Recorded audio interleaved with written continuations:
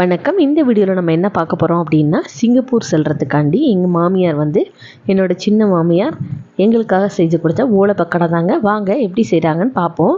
1/2 kilo கடலை மாவு எடுத்துக்கிட்டாங்க, 1/2 கிலோ அரிசி மாவு. ரெண்டுமே ஈக்குவல் ரேஷியோவில் எடுத்துக்கிட்டு ஒரு 20 பல் பூண்டு இருக்கும், அதை நல்லா தோலெல்லாம் உரிச்சிட்டு அதுவும் கொஞ்சம் மிளகும் வந்து மிக்சியில் போட்டு பேஸ்ட்டாக அரைச்சி இதில் கொஞ்சம் சேர்த்துட்டாங்க. காரத்துக்கு கொஞ்சமாக மிளகாத்தூள், உப்பு தேவையான அளவு நைஸ் உப்பே சேர்த்துக்கிட்டாங்க. பெருங்காயம் வந்து என்ன பண்ணாங்க, கட்டி பெருங்காயம் இருக்கிறதுனால தண்ணியில் கொஞ்சம் நேரம் கரைச்சி விட்டுட்டு அந்த தண்ணியை கொஞ்சமாக தெளிச்சிட்டாங்க. பெருங்காய தண்ணியை செரிமானத்துக்காக கொஞ்சமாக வந்து ஜீரகமும் சேர்த்துட்டாங்க. நம்மளோட சேனலில் ஏற்கனவே வந்து ஓலை பக்கோடாவோட வீடியோ இருக்குது. நான் கொஞ்சம் வித்தியாசமாக செஞ்சுருப்பேன், எங்கள் மாமியார் வந்து கொஞ்சம் வித்தியாசமாக செஞ்சுருப்பாங்க. கொஞ்சமாக வந்து தண்ணி ஊற்றி நல்லா பிசைஞ்சு எடுத்துக்கிட்டாங்க. இப்போ பிசையும் போது ஒரு இது என்னென்னா, நம்ம எந்த எண்ணெயில் வந்து அந்த ஓலை பக்கோடா பிழிஞ்சு எடுக்க போகிறோமோ அந்த எண்ணெயிலேருந்து ஒரு 2லேருந்து ஒரு 3 டேபிள் ஸ்பூன் வந்து சேர்த்துக்க சொன்னாங்க. அப்போ வந்து ரொம்ப டேஸ்ட் வந்து நல்லாயிருக்கும் அப்படின்னு சொல்லி சொன்னாங்க. டேஸ்ட் வந்து ரொம்ப சூப்பராக இருந்துச்சு, நல்லா கிறிஸ்பியாக வந்துருந்துச்சு. நான் சொன்னேன் இல்லையா எண்ணெய், அதான் வந்து ஒரு 2 ஸ்பூன் வந்து எண்ணெய் சேர்த்துக்கிறாங்க. ஃபைனலாக வந்து ஓமம் சேர்த்துக்கிறாங்க செரிமானத்துக்கு.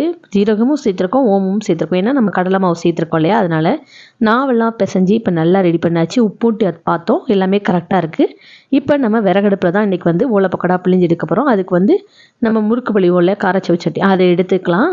நல்லா சூடானதுக்கப்புறம் எண்ணெய் ஊற்றிட்டு, எண்ணெயும் நல்லா சூடானதுக்கப்புறம் காரச்சவு அந்த ஓலை பக்கோடாவை அச்சில் வச்சு கொஞ்சம் கொஞ்சமாக பிழிஞ்சு எடுத்தாங்க. நம்ம விறகடுப்பில் செய்கிறதுனால கொஞ்சம் டைம் எடுத்தது. ஆனால் வந்து இந்த மாதிரி செய்கிறப்ப கொஞ்சம் வித்தியாசமாக பிள்ளைங்களுக்கெல்லாம் பார்க்குறப்ப ஆசையாக இருந்துச்சு.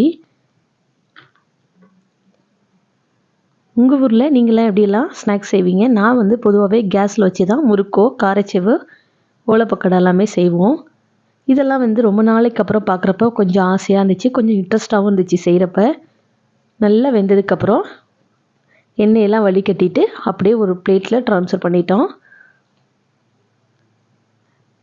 ஃபஸ்ட்டு ஈடுங்கிறதுனால கொஞ்சம் வந்து கலர் கம்மியாக வந்துச்சு. அடுத்தடுத்த ஈடு வந்து ரொம்ப சூப்பராக இருந்துச்சு. நல்லா டேஸ்ட் வந்து ரொம்ப கிறிஸ்பியாக இருந்தது.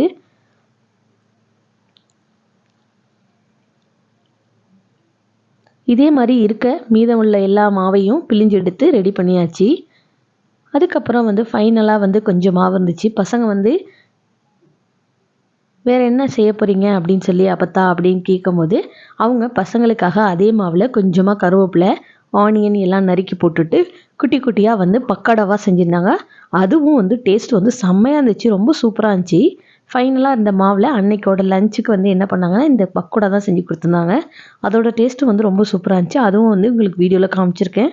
சிம்பிள் தான். அதே மாவை வந்து கொஞ்சமாக வெங்காயம் கருவேப்பிலை போட்டுட்டு அதை உப்பு மட்டும் கொஞ்சம் வெங்காயத்துக்காண்டி ஒரு பிஞ்சு எக்ஸ்ட்ரா சேர்த்துட்டு நம்ம செஞ்சோன்னா அந்த ஆனியன் பக்கோடா மாதிரி ரொம்ப சூப்பராக இருந்துச்சு. எல்லாமே முடிச்சதுக்கப்புறம் ரொம்ப சூப்பராக டேஸ்ட்டாக அன்னையோட டே முடிஞ்சிருந்துச்சு. அவ்வளோதான். இந்த வீடியோ வந்து ரொம்ப நல்லாயிருக்கும்னு நினைக்கிறேன். வீடியோ பிடிச்சிருந்துச்சின்னா லைக் பண்ணுங்கள், கமெண்ட் பண்ணுங்கள், மறக்காமல் நம்ம சேனலை சப்ஸ்கிரைப் பண்ணுங்கள். தேங்க்யூ.